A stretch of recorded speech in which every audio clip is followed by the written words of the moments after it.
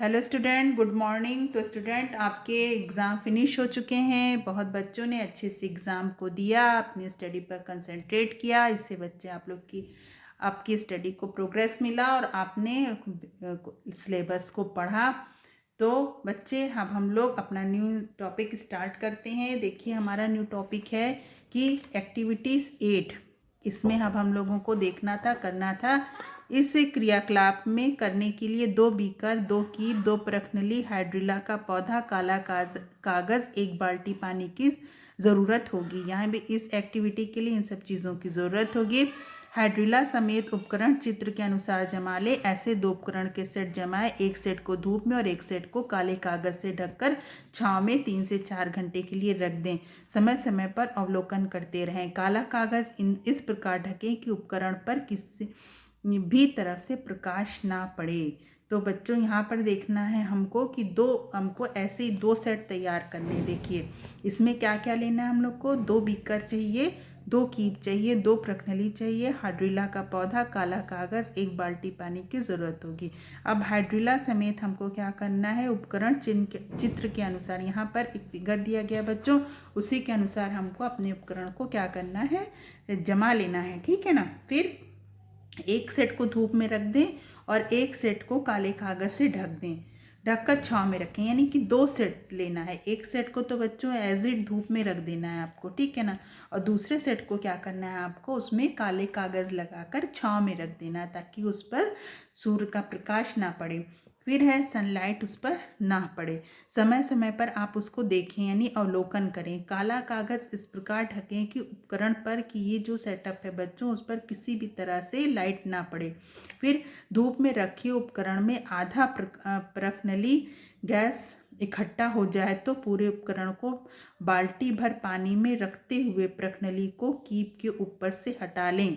यानी कि धूप में, ये जो धूप में रखा हुआ है ना उपकरण पर, जब आधा प्रश्नली भर गैस इकट्ठा हो जाए, जब इसमें प्रश्नली में क्या हो, आधा पूरी प्रश्नली गैस इकट्ठा हो जाए तो प्रश्नली को कीप के ऊपर से हटा लें। अब प्रश्नली को क्या करना है बच्चों, कीप के ऊपर से हटा लें व अपने अंगूठे से उसके मुंह को ढक दें। यानी कि कीप को हटा दें और अंगूठे से इसके मुंह को क्या करना है, ढकना है। अब प्रश्नली को सीधा करके अंगूठा हटाकर उसे तुरंत क्या करना है, सुलगती हुई, पहले तो क्या करना है बच्चों की सुलगती हुई एक अगरबत्ती डालकर गैस का परीक्षण करें। क्या अगरबत्ती तेजी से जल उठी, देखना है ऐसा क्यों हुआ। प्रश्नली में कौन सी गैस इकट्ठा थी, ये याद कीजिए कि आपने इस प्रकार पिछली कक्षाओं में कौन सी गैस का परीक्षण किया था। किस उपकरण के सेट में ज़्यादा गैस इकट्ठा हुई और क्यों। यहाँ पर देखिए 4 पॉइंट दिए गए हैं ये सोचने के लिए कि ऐसा क्यों हुआ, कि इसमें कौन सी गैस थी जो प्रश्नली के मुंह पर लाते ही अगरबत्ती तेज़ी से जल उठी। ठीक है ना। वो कौन सी गैस थी, या प्रश्नली में कौन सी गैस इकट्ठा थी, जो हम लोगों ने पिछली ही क्लासेस में इस गैस की क्या किया था, टेस्ट किया था। किस उपकरण के सेट में 2 उपकरण थे ना, एक तो आपने धूप में रखे थे एक सेटअप को बच्चों आपने छांव में रखा था। तो आपको ये देखना है कि किस सेटअप में इसमें ज़्यादा गैस इकट्ठा हुई और क्यों हुई। इन 4 पॉइंट्स को आपको देखना है। ठीक। अब यहाँ पर है कि हमने इस प्रयोग में पाया कि धूप में रखने वाले हाइड्रिला के पौधे ऑक्सीजन गैस छोड़ते हैं। देखिए, अगरबत्ती तेज़ी से क्यों जल उठी, क्योंकि जो हाइड्रिला का पौधा था, ठीक है ना, उसने ऑक्सीजन गैस रिलीज की, छोड़ी। ठीक है ना। ऐसा ही इग्नी हाउस में भी पाया था। आगे चलकर वैज्ञानिकों ने यह पाया कि धूप में पौधों में कुछ जटिल पदार्थ जैसे स्टार, ग्लूकोज आदि भी बनते हैं। तो अब ऐसा क्यों हुआ कि अगरबत्ती तेजी से जल उठी, क्योंकि यहाँ पर ऑक्सीजन गैस रिलीज हुई, इसलिए अगरबत्ती तेजी से जल उठी। क्योंकि ऑक्सीजन गैस क्या है बच्चों, वो जलने में सहायक है। अब प्रश्नली में कौन सी गैस इकट्ठा हुई, तो यहाँ पर आप इजी वे में बता सकते हैं, इसमें ऑक्सीजन की गैस इकट्ठा हुई। किस उपकरण सेट में ज़्यादा गैस इकट्ठा हुई होगी बच्चों, तो जो उपकरण सेट धूप में रखा होगा, जिसमें प्रकाश संश्लेषण की क्रिया, फोटोसिंथेसिस की क्रिया ज़्यादा होती है, प्रकाश संश्लेषण की क्रिया, उसमें जो है गैस ज़्यादा रिलीज होगी और उसमें क्या होगा, कि ऑक्सीजन गैस अधिक मात्रा में ज़्यादा निकलेगी। फिर है कि अब उन्होंने देखिए इंगिन हाउस ने ये भी पाया था आगे चलकर वैज्ञानिकों ने यह पाया कि जो धूप में रखे पौधे होते हैं उनमें कुछ जटिल पदार्थ जैसे स्टार्च, ग्लूकोज आदि भी बनते हैं। धूप में ऊर्जा होती है और इसी ऊर्जा का उपयोग करके पेड़ पौधे ऑक्सीजन गैस व कुछ जटिल पदार्थ जैसे ग्लूकोज मंड आदि बनाते हैं। सरल पदार्थों से जटिल पदार्थ के निर्माण को वैज्ञानिक संश्लेषण यानी एक साथ लाना कहते हैं। यानी सरल पदार्थ से अगर जटिल पदार्थ यानी से जटिल पदार्थ यानी कॉम्प्लेक्स पदार्थ बन रहे हैं तो उसको एक साथ लाना संश्लेषण मतलब एक साथ लाना कहते हैं। जब सूर्य के प्रकाश की उपस्थिति में संश्लेषण की क्रिया संपन्न होती है तो इसे क्या बोलते हैं? प्रकाश संश्लेषण।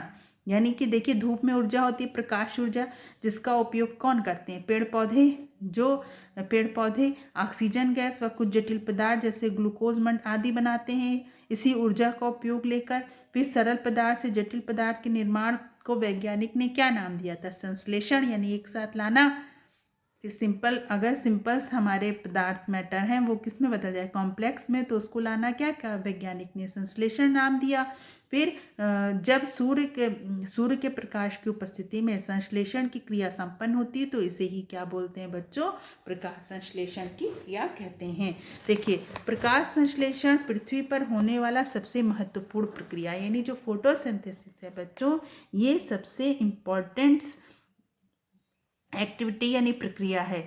उसी से लगभग सारे भोजन और ऑक्सीजन का निर्माण होता है जो मनुष्य समेत लगभग सभी सजीव के लिए अनिवार्य है। यानी ये जो फूड्स हैं बच्चों और ऑक्सीजन है ये दोनों यानी ह्यूमन बींग्स के लिए ये बहुत ज़रूरी हैं। सभी सजीव ह्यूमन बींग्स ले लें और जितने लिविंग्स हैं इनके लिए ये सब ज़रूरी है। अधिकांश भोज्य पदार्थ कार्बनिक पदार्थ होते हैं। जो हमारे भोज्य पदार्थ होते हैं वो कैसे होते हैं? कार्बनिक होते हैं। प्रकाश संश्लेषण की प्रक्रिया वाला कार्बनिक पदार्थ मुख्य रूप से ग्लूकोज होता है। ये आप इम्पॉर्टेंट है कि जो प्रकाश संश्लेषण की क्रिया में कार्बनिक पदार्थ बनता है उसमें मेन हमारा क्या होता है बच्चों? ग्लूकोज होता है। पानी से तो केवल ऑक्सीजन और हाइड्रोजन ही मिलती है, तो कार्बन पदार्थ ग्लूकोज के लिए कार्बन अणु कहाँ से उपलब्ध हुआ? अब ये भी बात है। देखिए पानी से तो केवल ऑक्सीजन और हाइड्रोजन मिलती है, लेकिन जो कार्बनिक पदार्थ है तो इसका मतलब इसमें कार्बन होगा। तो जो कार्बनिक पदार्थ ग्लूकोज के लिए कार्बन अणु ये कहाँ से उपलब्ध होता है? ये भी है।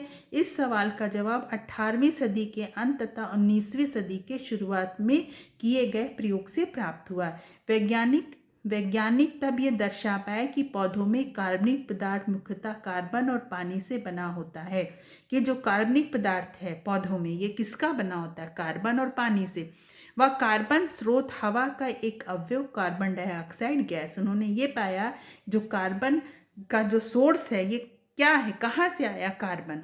जो कार्बनिक पदार्थ थे हमारे जो इसमें जो कार्बन ज़रूरी है क्योंकि ये कार्बनिक है, तो इसका कार्बन कहाँ से आया? तो उन्होंने देखा कि कार्बन और पानी से जो हमारा कार्बनिक पदार्थ बना है मुख्यतः उसमें कार्बन का जो सोर्स है वो हवा जो है ना, हवा उसका एक कंपोनेंट होता है कार्बन डाइऑक्साइड गैस है, ये वहीं से आया है। इस प्रकार प्रकाश संश्लेषण की रासायनिक अभिक्रियाओं को लिखा जाए तो हम निम्नलिखित समीकरण प्राप्त करेंगे।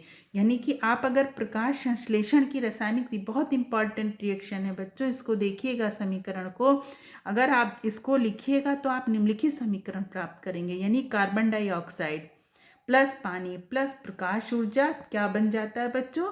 हमारा भोजन प्लस ऑक्सीजन। तो अब ये भोजन क्या है? क्या पका पकाया भोजन थोड़ी है, ये भोजन है क्या? तो ये इसी का नाम दिया कि भोजन में जो हमारा क्या, ये कार्बनिक पदार्थ है जो ग्लूकोज या मंड है, ठीक है ना। फिर कार्बन डाइऑक्साइड यानी CO2 प्लस पानी H2O प्लस प्रकाश ऊर्जा लिया, क्या बना? CnH2n H2O का whole twice n plus NO2। अब ये n क्या है? n यानी यहाँ पर कोई मान होगा n का, तो n का मान मान लीजिए यहाँ पर 6 कर दें आप, तो ये समीकरण क्या होगा? तथा भोजन के रूप में कौन सा पदार्थ बन रहा है। अब यहाँ पर इसको अगर आप 6 करके देखिए तो क्या होगा बच्चों?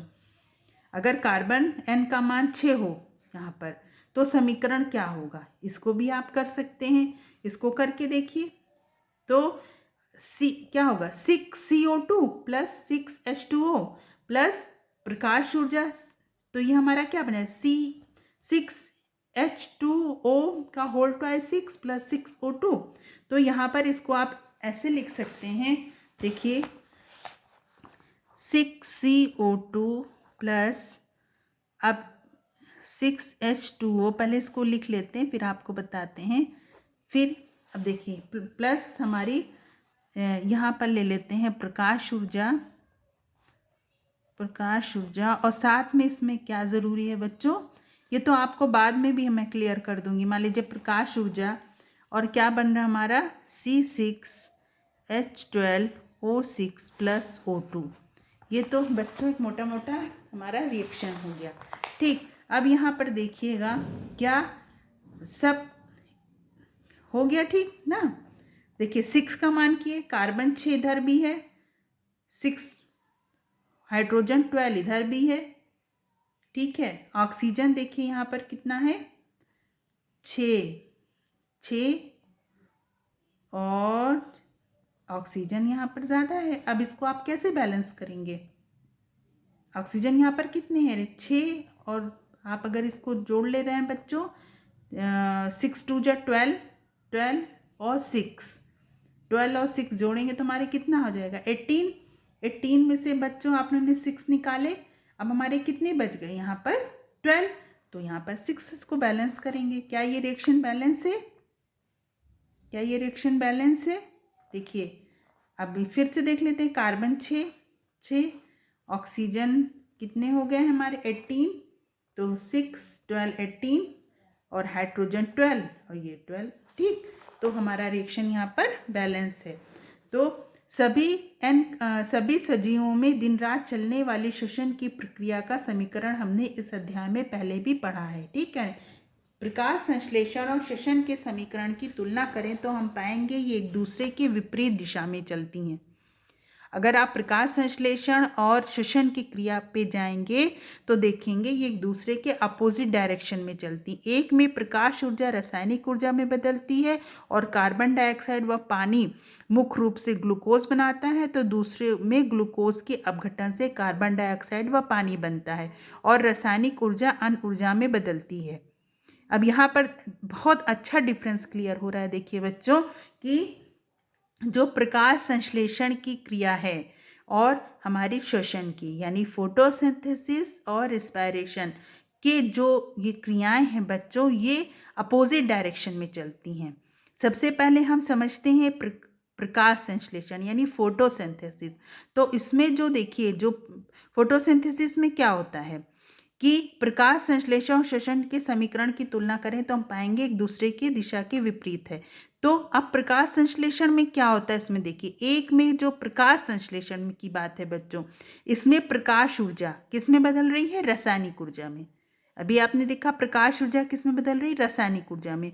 और कार्बन डाइऑक्साइड व पानी मुख्य रूप से ग्लूकोज बनाता है। देखिए कार्बन डाइऑक्साइड और पानी क्या बना रहा है, ग्लूकोज बनाता है मुख्य रूप से, ठीक है ना, ग्लूकोज बना रहा है ना इसमें। और प्रकाश ऊर्जा किस में बदल रही है, रासायनिक ऊर्जा में। फिर दूसरे में क्या मतलब श्वसन में ग्लूकोज के अपघटन से जब ग्लूकोज टूटता है तब क्या बनता है इसमें, कार्बन डाइऑक्साइड व पानी। यानी कि श्वसन में ये तो हमारी प्रकाश संश्लेषण की क्रिया है, प्रकाश संश्लेषण की क्रिया है ना। अगर इस इधर की तरफ जाते हैं बच्चों, ये दूसरा डायरेक्शन है, अगर आप ले लेते हैं तो श्वसन क्रिया, ठीक, प्रकाश संश्लेषण व श्वसन की। तो इसमें ये जो ग्लूकोज है ये क्या है हमारा ग्लूकोज, ये किस में टूट जाएगा, कार्बन डाइऑक्साइड और पानी में। किस में टूट जाएगा ये, कार्बन डाइऑक्साइड और पानी में। और यही दोनों मिलेंगे प्रकाश संश्लेषण में तो क्या बनाएंगे, ग्लूकोज। और श्वसन क्रिया में यही ग्लूकोज टूटेगा तो क्या बनेगा, कार्बन डाइऑक्साइड और पानी। तो एक दूसरे के अपोजिट डायरेक्शन नहीं हो गए हैं। देखिए ये और ये एक दूसरे के अपोजिट डायरेक्शन हो गए, ठीक। फिर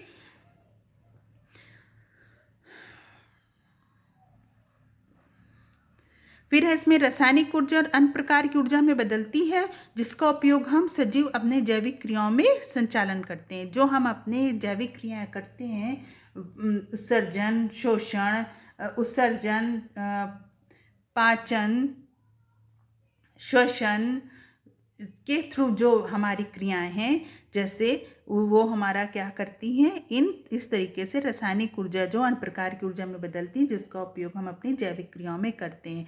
हम ये जानते हैं कि श्वसन की प्रक्रिया सभी सजीव कोशिकाओं में निरंतर चलती है। जो हमारे पास श्वसन की क्रिया वो सभी सजीव की कोशिकाओं में वो निरंतर चलती रहती है। क्या प्रकाश संश्लेषण की प्रक्रिया सजीव की सभी कोशिकाओं में होती है? क्या मतलब कि जो प्रकाश संश्लेषण है, क्या ये पौधे की सभी कोशिकाओं में हो रहा है? प्रकाश संश्लेषण की सजीव नहीं बच्चों, पौधे हैं। प्रक्रिया पौधे की सभी कोशिकाओं में होती है। तो 19वीं सदी से ही इस दिशा के में शोध शुरू हो गया और वैज्ञानिकों ने पाया कि पौधे की सिर्फ उन्हीं उत्तकी कोशिकाओं में प्रकाश संश्लेषण होता है जिनमें हरित लवक होता है। तो आगे बच्चों रिसर्च हुआ, इस पर खोज हुई। तो 19वीं सदी की दिशा में ये जो कार्य हुआ, तो वैज्ञानिकों ने पाया कि जो प्रकाश संश्लेषण की क्रिया है ये पौधों के उन्हीं कोशिकाओं में होती है जिनमें हरित लवक होता है। हरित लवक के हरे पदार्थ को इसी दौरान क्लोरोफिल यानी पर्णहरिम कहा गया। जो हरित लवक है इसको क्या नाम दे दिया गया बच्चों? पर्णहरिम। 20वीं सदी में इलेक्ट्रॉन सूक्ष्मदर्शी की खोज के पश्चात पौधों के हरित लवक के अंदर के उन भागों का भी अवलोकन किया गया जहां प्रकाश संश्लेषण की रासायनिक अभिक्रिया होती है। वैज्ञानिकों ने अभिरंजक तकनीकी की मदद से पाया कि प्रकाश संश्लेषण के दौरान पानी के अणुओं से ऑक्सीजन मुक्त होती है और ये प्रकाश की उपस्थिति में ही होती है। जितने पानी के अणु की जरूरत होगी उनमें से लगभग आधे अणु प्रकाश संश्लेषण की प्रक्रिया के अंत में निकल जाते हैं।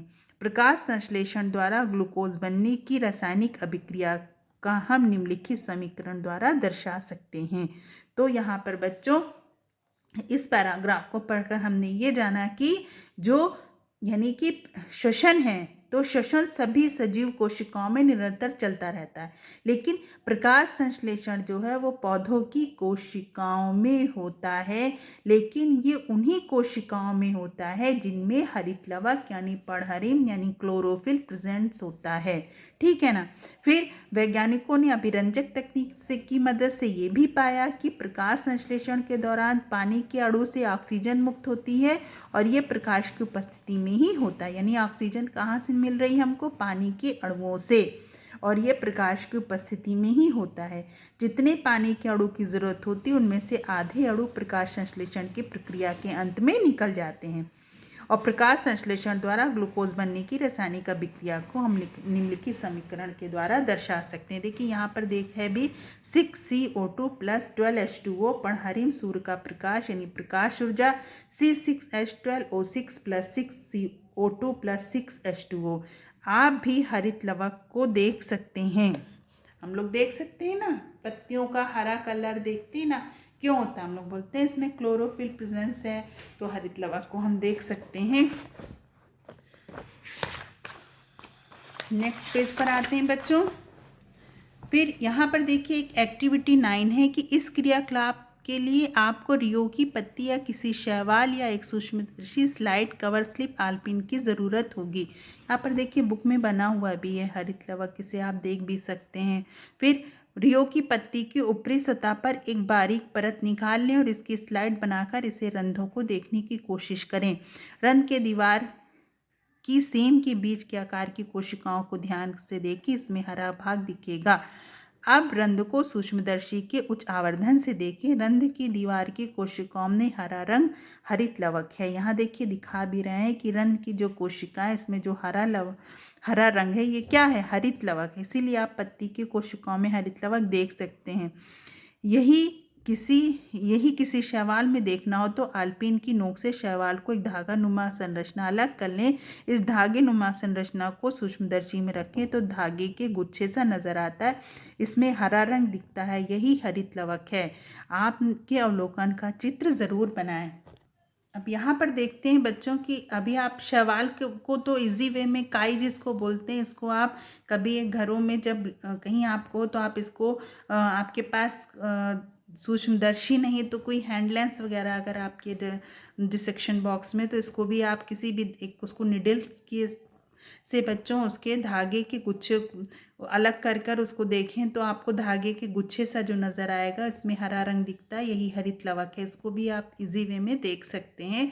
फिर है प्रकाश संश्लेषण की प्रक्रिया के लिए पौधों में किन पदार्थों की, अभी हमने देखा कि प्रकाश संश्लेषण की प्रक्रिया के लिए पौधों को ज़रूरत है प्रकाश धूप की, यानी धूप की प्रकाश ऊर्जा की बच्चों, क्लोरोफिल की यानी सूर्य का प्रकाश हो, क्लोरोफिल हो, पानी हो, कार्बन डाइऑक्साइड हो, इन सब के प्रेजेंस से क्या होता है, प्रकाश संश्लेषण की क्रिया जो है फोटोसिंथेसिस की वो कंप्लीट होती है।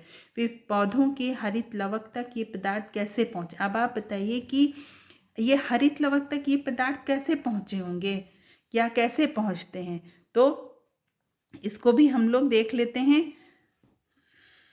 इसको आप लोग क्या करिएगा, होमवर्क में अच्छे से पढ़ लीजिएगा, और पढ़ने के बाद यहाँ पर देखिए एक डायग्राम बना हुआ है, इस डायग्राम को बनाकर क्या करिएगा, होमवर्क में यही है, इस डायग्राम को बनाकर सेंड करिएगा, यही आपका होमवर्क है, ठीक। और यहाँ पर देखते हैं, अभी आपके पास क्वेश्चंस था ना कि हरित लवक तक ये पदार्थ कैसे पहुँचते होंगे, तो इसको समझ लेते हैं। परिवहन तंत्र से जुड़ी संरचनाएं व उनके कार्य। फिर और एक आपको एक डायग्राम और सेंड करना, देखिए यहाँ पर एक बीजपत्री तना और एक द्विबीजपत्री और एक बीजपत्री तना दिया हुआ, यहाँ पर देखिए संवहन ऊतक और जड़ें दी गई हुई, इनको क्या करना है, इसका भी डायग्राम बनाकर आपको व्हाट्सएप नंबर पर मेरे सेंड करना है।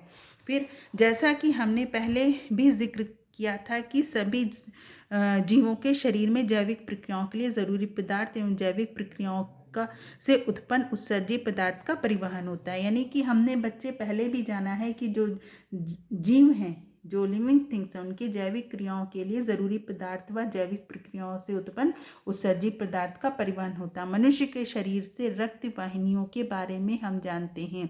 इसी प्रकार पौधे के विभिन्न प्रकार की नलियों की व्यवस्था होती है। मनुष्य के शरीर में जो रक्त वाहिनियाँ, इसके बारे में हम पहले भी पढ़ चुके हैं बच्चों, हम लोग ने उस दिन परिवहन तंत्र में इसको बहुत अच्छे से पढ़ा था। अगर आप लोग को नहीं समझ में आया तो उस वीडियो को फिर से आप देख सकते हैं। इसी प्रकार पौधे के विभिन्न प्रकार की जो नलियाँ हैं उनमें भी व्यवस्था होती है, ठीक है ना। पुष्पीय पौधों में हम इन नलियों की विशेष व्यवस्था का अवलोकन कर सकते हैं। पिछले साल हमने पढ़ा था कि पौधे में जाइलम व फ्लोएम नामक ऊतक होते हैं। हमने पढ़ा था पिछले साल की पौधों में दो तरह के ऊतक होते हैं, जाइलम व फ्लोएम।